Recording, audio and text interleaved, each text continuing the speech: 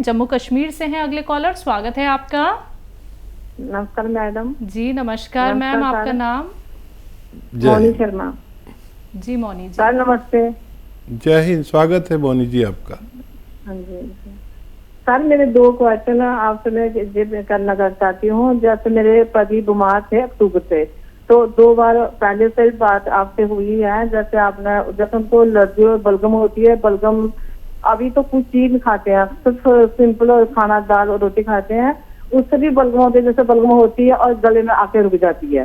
तो आपसे पहले बात हुई तो आपने माजू आके बताया था, तो अभी 3 महीने हो गए, चौथा चल रहा है लेने के लिए। तो फिर दोबारा आपसे कॉल की थी तो आपने बोला जैसे पिपली और 100 ग्राम के साथ और 50 ग्राम पिपली, उसका पाउडर तो मैंने कल बना के अभी भेजा है। तो मैं पूछना चाहती हूँ उसको कैसे लेना है। जैसे माजू एक चुटकी, जैसे माजू आके के डाल के खानी है, ये पूछना है कैसे खानी है।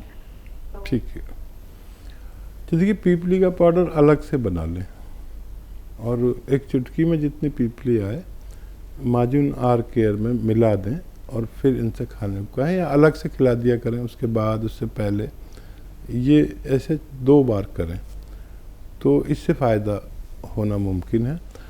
और वो नुस्खा जो मैं बताता हूँ वो इस तरह है कि जैसे सपिस्तान, उन्नाब, अलसी, ये 3 चीज़ें 100-100 ग्राम लेकर लें और सपिस्तान, उन्नाब, अलसी और पीपले 30 ग्राम 30 ग्राम इसमें मिलाकर पाउडर बनाना बेहतर है। इसका 1 चम्मच सुबह 1 चम्मच शाम खाने से भी सेम फायदे मुमकिन है।